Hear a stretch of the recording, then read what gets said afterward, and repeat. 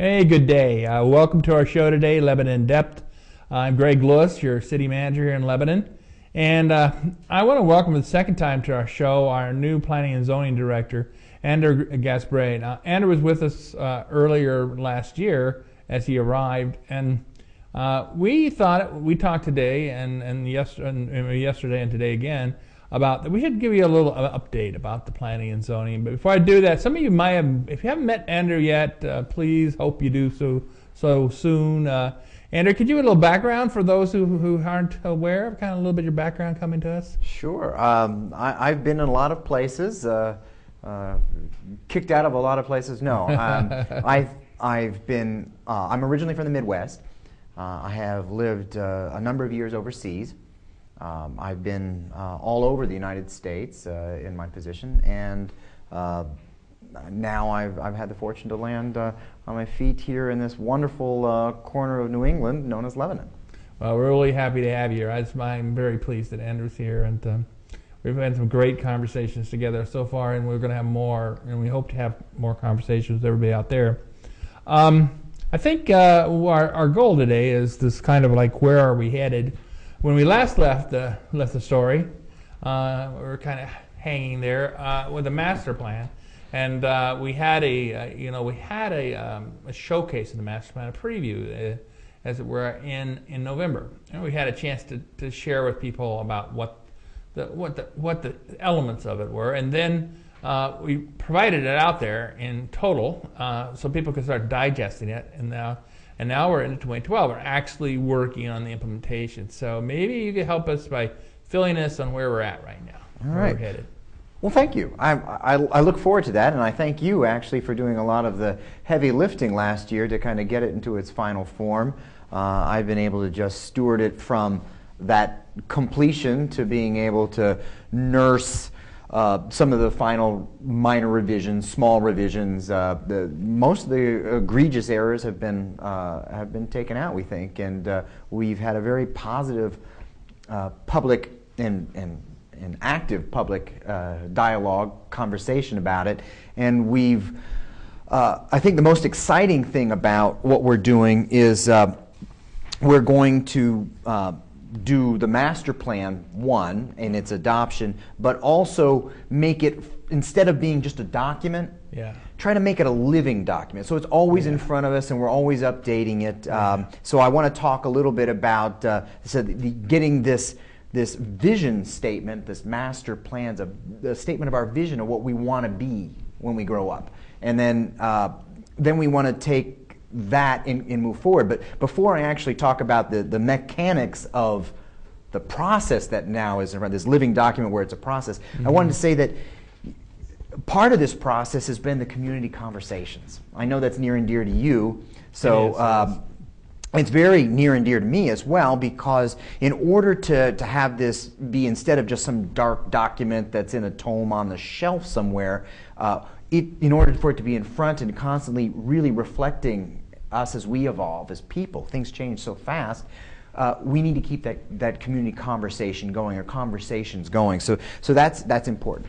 As a part of those conversations, we want to also make sure that we're coordinating with other departments of the city. The planning is one of many things, obviously, that you know of going on in the city, and we need to be an asset and resource for that. And we need to coordinate with stakeholders in the community. I've been trying to go out there and meet our businesses, our nonprofit organizations, try to meet the people. I've had some remarks on people you see out at the places, and you seem to be a little bit everywhere. And could you just rattle off a few where you've been? I've had great pleasure to talk with people from Hypertherm and from Timken.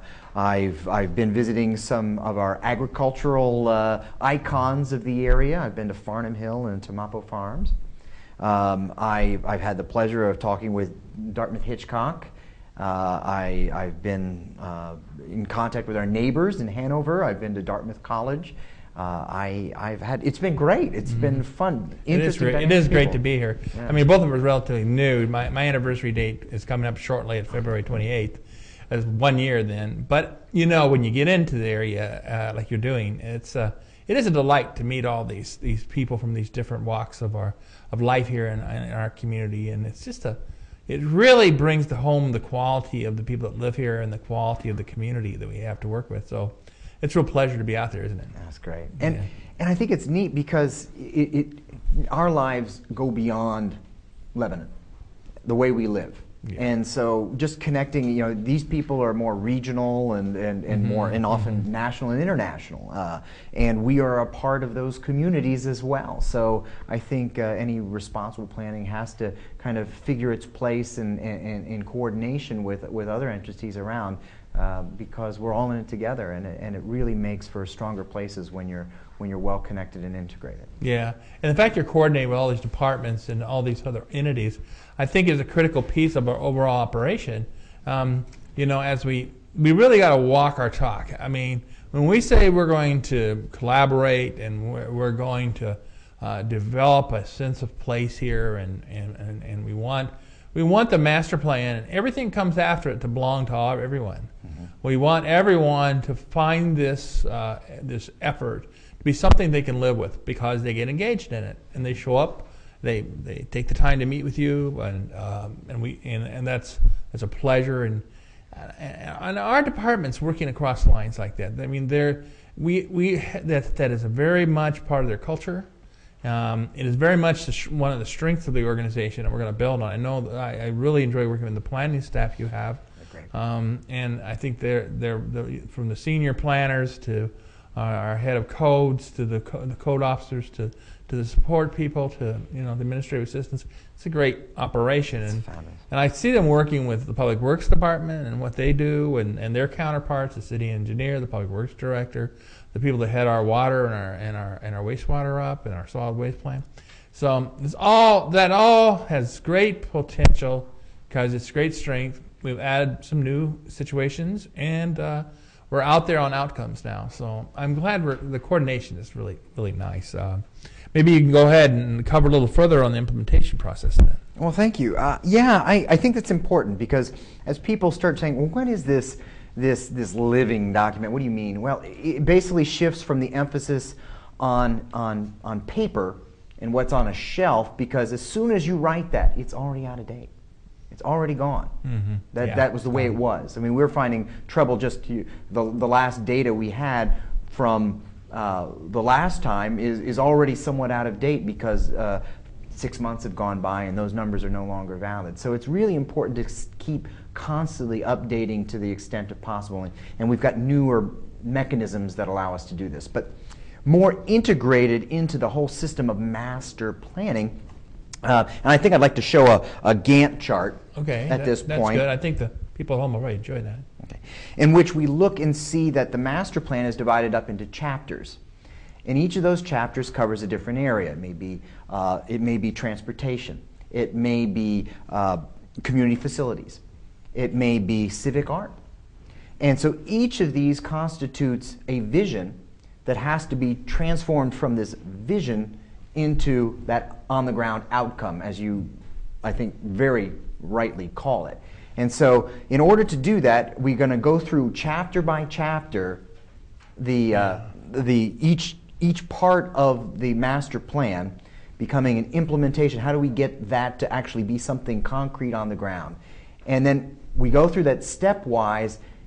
We've put this in time so that we've gone through all the chapters in about 5 or 6 years, which is about the time we're supposed to go back through the master plan in state statute. So that's great for us, because at that point we just revisit our visions again. We don't have to go and scrap everything. We're up to date. We just have to kind of scratch. We don't have to do that. We just go right back. So it's always a part of it, always in front of us, and always useful. And every new plan or every new sub-plan we do dovetails right back. We don't have to go back and correct what we had 10 years ago, like we've been doing. Yes, that's really good. I mean, I think that we've always emphasized that this document is, it is a living, breathing document. It is one that when we always talk about livability, this is the concept of livability that we because we know that last moment passed and it'll never come back, and we're in this moment right now. We're in the moment, and there's a photograph of that moment at this point in time. It looks like it looks, but we know in the next moment that things can change, and the pace of change has been incredible. I think we who work in communities and work in trying to provide management leadership know how the amount of change has been expedited into a multiplier than what it used to be. I mean, when you're, and I guess maybe it's the passage of information. If you were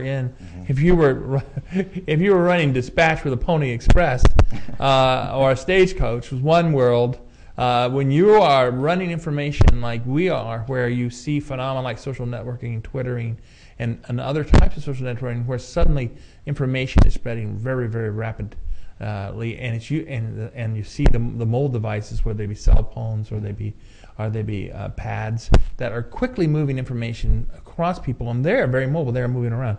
So if we're going to be the kind of community for the 21st century, we do have to have this way of moving our information and keep it evolving, keeping on task and keeping on pace with the change that we're experiencing. And I think the fact that the way you're approaching implementation is one of those important features.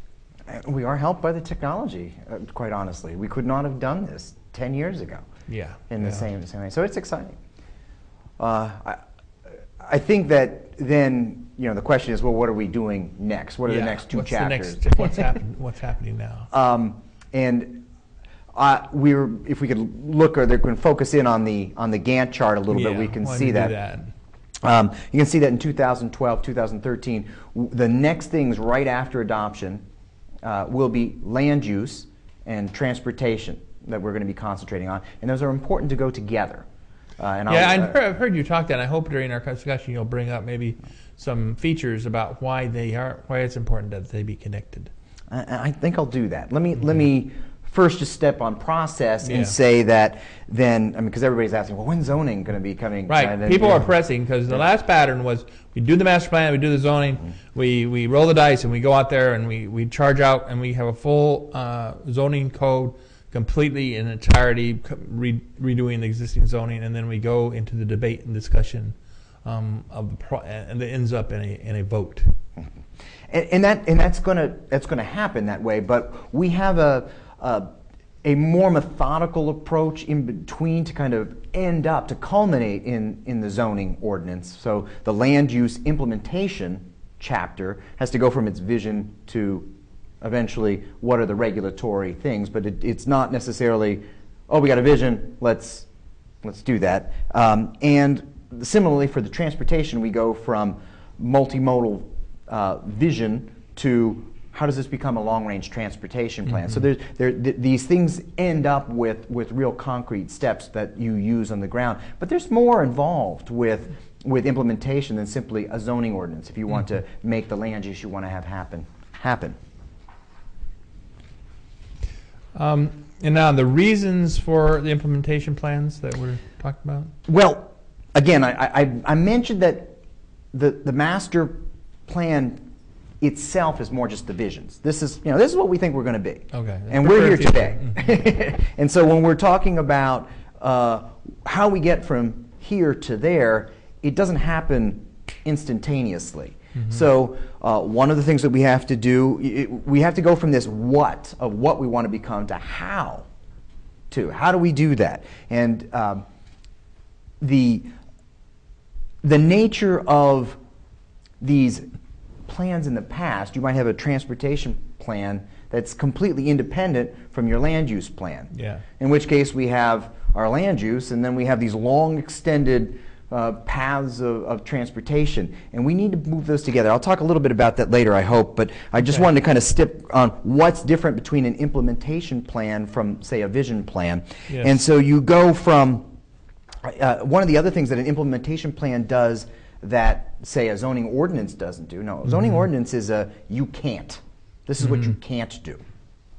Or maybe it's what you. It's very much a prescriptive. It's prescriptive. And then you want to things that you could think about are maybe finance and incentives Here's a prescriptive thing. This is the kind of thing we're looking at. You've got some flexibility, but if you look at it this way, this is sort of what we're thinking goes there. And that doesn't have to be that hard, you can't do this kind of step. There's a lot of other ways we can manage that. And that all needs to be in there, because then we find out that we can more facilitate the way we want things to happen. Yes, that's great. That's really great. And you maybe the details about what in doing this and taking this approach, implementation plan approach versus a straight up zoning, no holds barred. Here we go. Really good question. I would say that the challenge, obviously, first the easiest is the details. I mean, obviously, we're talking loose lines. Like, where do you draw the lines on the map? We've got new zones and new overlays that we haven't really quite hammered out what they would be. So there's some of that detail work that we have to do. The next thing is that using the old zoning, and in fact, this might be a good time to look at the kind of a capture of the old zoning form. Euclidean zoning was developed in the 19th century, and it was a great tool back then, but we've got a lot more finesse. The old style zoning basically separated land use and regulated that separation of land use. So you'd have residential here, commercial there, and there's a lot of steps to the places that we like that don't really reflect that. So let's take people talking about medium residential as a zone. Well, in the old zoning, it might look like a cul-de-sac subdivision, which is not exactly what we want to see, because it's not really consistent with the old fabric of New England towns, for instance. And we're very much of a New England town, and it just kind of doesn't jive well. Yeah, it's when you see some movies, and you'll see them in a setting in the quote the modern, which is really the old zoning process. You'll see the way the streets are laid out in the cul-de-sacs, and you'll see the way the houses lie and how they do it. And I know you had a picture in some of your materials showing how that was, and it was kind of like the old Peter, Paul, and Mary about the tic-tac. Every house made a tic-tac, because it seemed to be, it certainly didn't seemed a little bit I don't know, I had a sense of surreal that we were living like that, versus the neighborhood approach, where it had that character and had that kind of graininess of it's like the vision of a painter painting that is, with the kind of colors they would paint it versus how they would describe those quote modern old zoning type of suburban areas. It didn't look as humane, in terms of the richness of the culture, as the neighborhood approach, and redeveloping neighborhoods in the traditional New England neighborhoods. And I think that's not to say that we don't have room or the ability to kind of decide what it is we want, but in the past we really haven't had any other tools to say, oh, well, we'd like at least some of our places to do this, or some of our places to do that. Yeah. We kept forcing it back into this one size doesn't really fit all kind of approach. So I think that's one thing that we're going to be looking at. Another thing is that old zoning doesn't really do as an effective a job of phasing in time. Okay. So one of the things we want to do is make sure that near term, mid-term, and long-term are represented. So if we can kind of imagine that future land use being our vision in the future, or maybe a longer term, then we don't necessarily want to go straight at that, because that allows people to start spreading out before the infrastructure can catch up to them, for instance. And that costs the city a lot of money, raises property tax.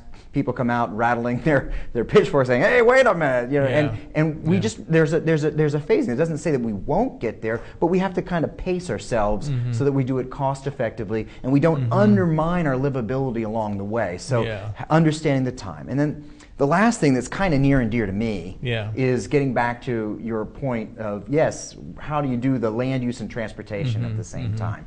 And I'd like to actually go to a slide, kind of slide set for this, to kind of talk about how you link land use and transportation. instead of talking about transportation for transportation's sake, Yeah. now we're going to get you the best daggone highways you need to go wherever you want to go. Well, we can't afford that anymore. And it's not really even desirable. Transportation serves place. Mm-hmm. So how can you do your places without integrating how you get people there, how you get people from there, what kind of things you bring in, what kind of things you bring out, what kind of things are there and are they supported, your economic development, etc. So we organize in newer planning our places through these neighborhoods, this neighborhood idea. And so we try to create a place that has a center. It doesn't have to be the geographic center, but it's someplace where people want to go, and where people want traffic. Your businesses want traffic at their place. Yeah, Some of our neighborhoods don't want tons of traffic going by their house. So trying to organize that in that way. So you put your things that want a lot of traffic accessible to everybody, and you put the things that don't want it, and you try to keep that away from the heavy trafficked areas. Now, at the center of these clusters of the activities, the goods and services, you put a node, and that's important. I'll come back to that. That's sort of the anchor. Okay. And now each of these neighborhoods, these places, have to be walkable, bikeable, so that people can get anywhere. You will notice that this place that we're trying to reinforce the nature of place has things that are natural barriers. In this case, we have a highway, and we have a river, and we have a railroad, and these form the natural, and this is very typical of the kinds of things. Oh yeah, that's sort of the edge of our neighborhood. And then you look in traditional places, very much at the center, or in the most accessible part, you have all your businesses, all your restaurants and corner stores, and these things are all clustered at the center. And this is actually a real example. And they're clustered at the center. And from the distance from the center to the edge is no more than 10 minutes. So you can get anywhere to anywhere within 10 minutes once you get to that place. So what's that anchor spot? Yeah. That's the node. And so when I design around the node, now I can construct all my networks to converge to get people where they want to go, because most of them want to go to this central place, this central area, and then all I have to do as a planner is connect that node with other nodes of neighboring areas, and so then anybody can get from anywhere to anywhere very easily by multiple choices. They can go by car, they can go by bike, they can go by pedestrian, and then hop on transit, and everything works together in a nice fabric, a nice puzzle, in which case then the actual runs of infrastructure are rather small. So we're basically, the node provides the proximity to where persons and businesses are. So there's this node, and then to connect a node to another node becomes the basis by which we make our planning together. So we're at the place, the node is the center of the place, and so when we're connecting our places. That's it. So, and that we want a sense of place was important.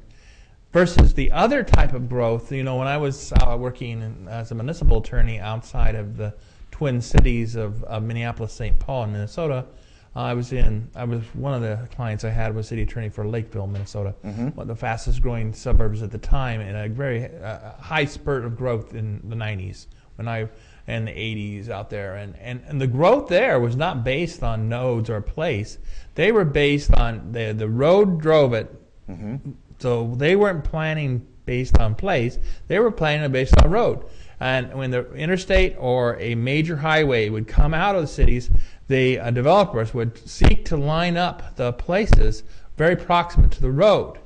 The road drove the development, and of course then there was no infrastructure out there where they were engaging in inserting these very large developments for commuting into the workplace, which was in the Minneapolis-St. Paul downtown, and which caused an incredible amount of traffic, congestion, and clutter, and backup, and had made commutes very long. And it was just showed what happened where they were driving where they were going to place not by place, but what they were driven by the road and the highway. That's right. It was a very phenomenal thing, and it certainly brings home your point about place and node and connecting nodes. So once you have these nodes, and your sense of preserving your places and valuing your places, because those kind of areas are strange in that some of these areas just don't feel like there's a there. You know, where I live out in this place. Well, I'm on this blueberry circle somewhere, and well, what's it near? Well, it's near Pine Tree Bluff. Well, where's that? Because there's no sense of ownership. There was a to the big whole challenge place. to the emergency management 911 communication centers in those areas to get people assistance. Yeah, okay. And people would say, just as you described it, that dialogue would be happening. And now it's happening when your loved one is in maybe a critical situation. Yeah. And now they're having this dialogue in an emergency distressed situation and trying to communicate to get the emergency management services to them, and finding that was very challenging, very, very challenging. I mean, so obviously access to services is really a critical piece of this. And also, if you're doing it by roads and not by a node or a place, then you're going to need water. You're going to need wastewater. You're going to need your basic city services to you.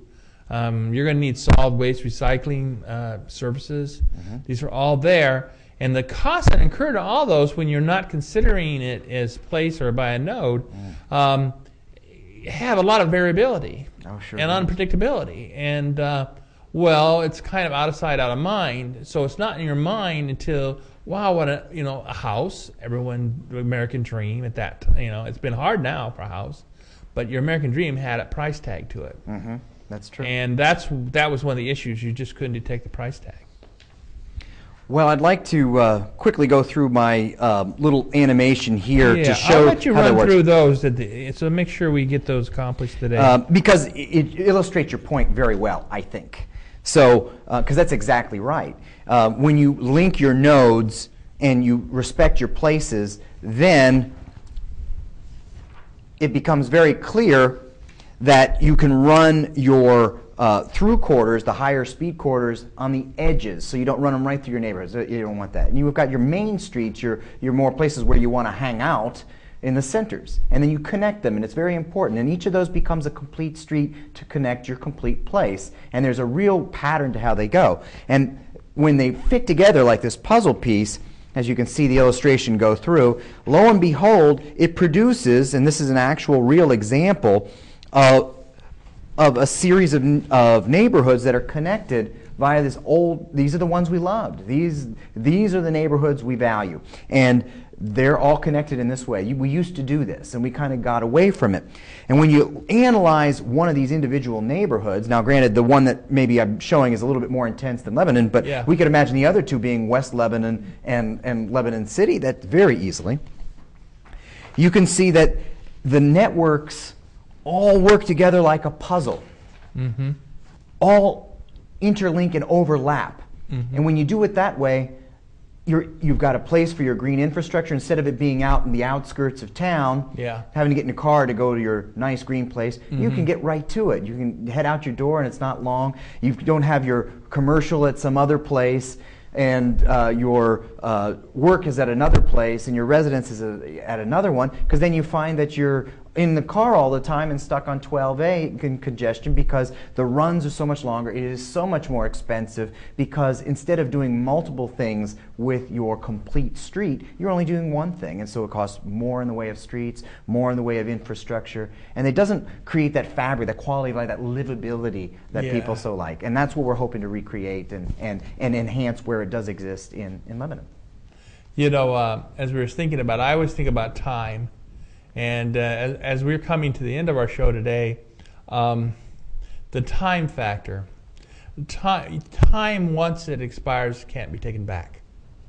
And so when we talk about this, as you're talking about it, and these conversations that you and I are having and have been having since we've got together, we'll continue to have with all the members of the community. I would hold out that it provides maybe an approach. If you in the community feel that this is where you want to go, about how to give you some more time back. Because you are losing time. life is based on what you're able to do with the time we have. And if you can use that time to do the things that are maybe most important for you, i.e. keeping yourself healthy, caring for your family, enjoying the fruits of work, and enjoying your labor. In order to do that, we've got to provide community systems where you'll have the highest percentage of time possible to devote to your greatest priorities versus the ones that are driven upon you by systems that are not functioning in a straight up way. And so we hope you to engage Andrew and I in this kind of dialogue. When you'll be able to contact us. We're on the websites of the city. We'll be out there. We want to engage people in the conversation. It is a way for all of us to see if we can find something we can live with and share some of these ideas. And the community has to make judgments as to whether these ideas will fit within your beliefs and your history here. Since we're new, we can be a catalyst by bringing some newer ideas and different ideas and some ideas that we've seen elsewhere, and you can judge whether it fits you. So I want to thank again Andrew for being here. I want to thank his planning and zoning staff for the great work they're doing. We're pleased to serve the city of Lebanon, and we look forward to doing this. And please do stay involved with us as these plans emerge. Any last words for? No, I couldn't agree more. Yes, please. My door is always open. All right. We'll see you all, I hope, soon. And I'm hoping you're having a good February here in Lebanon.